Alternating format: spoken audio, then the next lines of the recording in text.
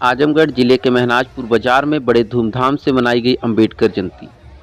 आजमगढ़ जिले के महनाजपुर बाजार में बड़े धूमधाम से लगभग 50 गांवों के लोगों ने निकाली झांकी।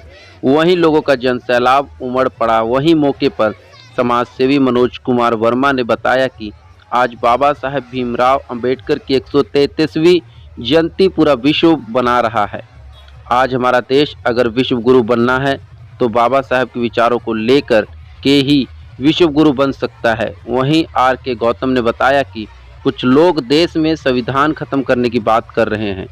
मैं उनसे कहना चाहती हूं कि जब तक बाबा साहेब भीमराव अंबेडकर के एक एक अनुयायी जीवित हैं तब तक हमारे देश के संविधान को कोई हाथ भी नहीं लगा सकता। वहीं इस मौके पर अच्छे लाल, आर के गौतम, मनोज कुमार वर्मा आदि सम्मानित लोग मौजूद रहे। क्या कहना चाहेंगे सर आप? सर, ये आज का जो दिवस है बहुत ही गौरवान्वित करने वाला दिवस है हम सबके लिए। परम पूज्य बोधिसत्व बाबा साहब की आज जयंती है, 133वीं जयंती है। क्यों सर जी? 133वीं जयंती है। और आपने अभी देखा कि बहुत बड़ा जुलूस, कम से कम कई हज़ारों की संख्या में इस महनाजपुर के मार्केट से लेकर के बर्मा मोड़ तक आप लोगों ने देखा।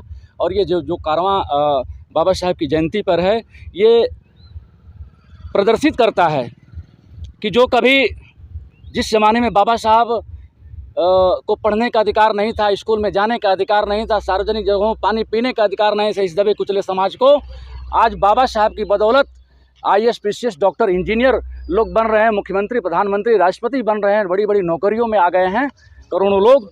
तो मैं उनके लिए कहना चाहूँगा कि आज ये जुलूस जो निकला बहुत अच्छी चीज़ है।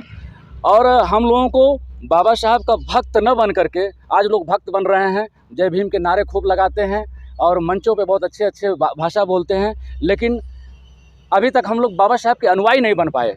तो हमको बाबा साहब को अनुयायी बनने की ज़रूरत है। बाबा साहब का मिशन क्या था? बाबा साहब इस दबे कुचले समाज के लिए अपने परिवार तक को त्याग दिया। उनका परिवार पूरा मृत्यु को प्राप्त हो गया, लेकिन बाबा साहब ने परवाह किए बिना भी जो है उन्होंने हम सबके गोलमेज सम्मेलन में जाकर, लंदन में जाकर के हक अधिकार की लड़ाई लड़ी। और वह दिन दूर नहीं जो बाबा साहब के सपनों का देश था, जो यह देश कभी विश्व गुरु कहा जाता था, जो कभी सम्राट, धम्मप्रिय सम्राट अशोक का जो यह देश हुआ करता था, जिसमें समता, स्वतंत्रता, न्याय, बंधुता थी। बाबा साहब का जो सपना था, यह फिर से यह देश विश्व गुरु बने और बौद्ध धम्म जो तार्किक, वैज्ञानिक और समतावादी जो धम्म है, वह धम्म फिर से स्थापित हो और यह देश फिर से विश्व गुरु बने। ऐसी बाबा साहब की सोच थी और वो सोच जल्दी ही पूरा होने वाली है। जिस तरह से आपने देखा ये क्रांति इस देश में आज के दिन पूरे देश में जगह जगह हर कोई ऐसी नका चौराहा नहीं है, कोई ऐसा गांव नहीं है जहां पे बाबा साहब की जयंती नहीं मनाती। यहाँ तक कि बाबा साहब की उंगलियां तोड़ने वाले लोग, बाबा साहब की गर्दन तोड़ने वाले लोग भी आज बाबा साहब की जयंती मनाने को मजबूर हैं। तो इतना बड़ा जुलूस था, काफ़ी लोग थे, क्या कहना चाहेंगे इसमें? कैसा, किस तरीके से क्या था? ये परम पूज्य बाबा साहब डॉक्टर भीमराव अम्बेडकर की ये जो जयंती है, ये जयंती देश विदेश के कोने कोने में बड़े पैमाने पर विगत हर वर्षों की तरह मनाई जाती है।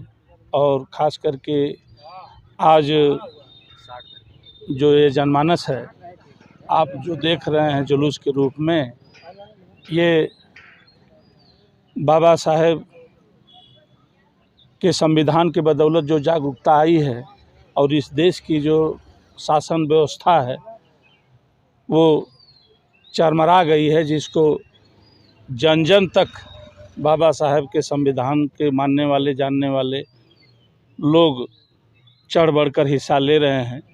और इससे एक संदेश जा रहा है कि जो बाबा साहेब का सपना था, मिशन मूवमेंट जो उनका आगे बढ़ाने का, वो आज बच्चा बच्चा तैयार हो गया है कि हम बाबा साहेब के